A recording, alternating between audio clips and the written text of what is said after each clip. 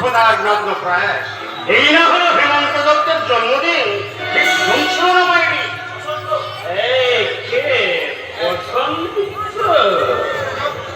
তুই এখানে আসতে হলো দাদা, আমাকে এখানে আসতে হলো কারণ তোমার মতো দেবতার দর্শন পেতে হলে এই রম্ভা উর্বশীদের নৃত্য দিতে প্রস্তুত নন্দন কাননে না এসে আমার যে কোনো উপায় ছিল না দাদা।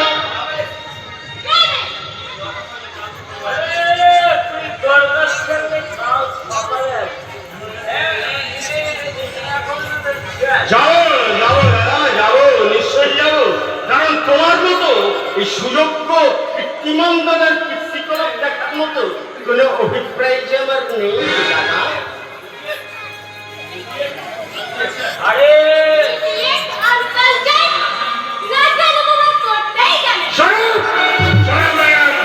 ভদ্রভাবে কথা বলার চেষ্টা করুন। এই দিলকে রানীকে এমন ভাবে ধ্যান করছিস কেন?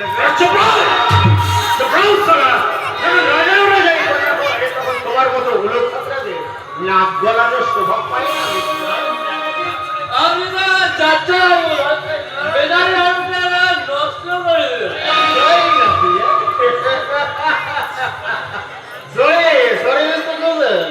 বাঘে গরুতে যে এক ঘন্টা জল খায় সেটা তো আমার আগে জানা ছিল।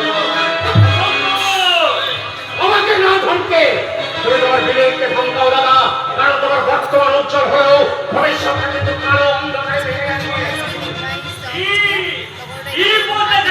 বেশি কিছু নয় দাদা, বেশি কিছু নয়, কারণ তুমি বলে গিয়ে আমার বয়োজ্যেষ্ঠ দাদা, তাই তোমাকে তো কেন্দ্র আমার সাজে না, তাই তো মহাজনটা বলে গেছে অজ্ঞানকে জ্ঞান দেওয়ার মতো মানুষকে জলদান করা।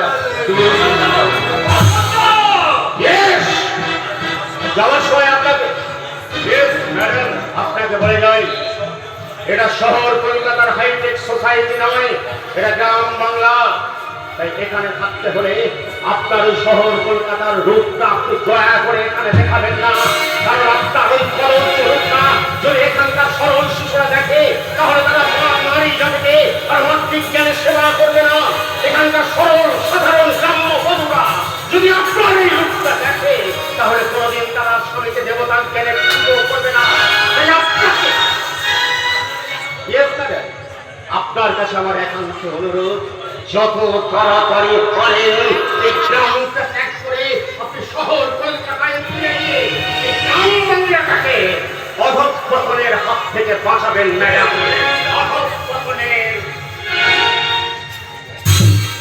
হাত থেকে চলে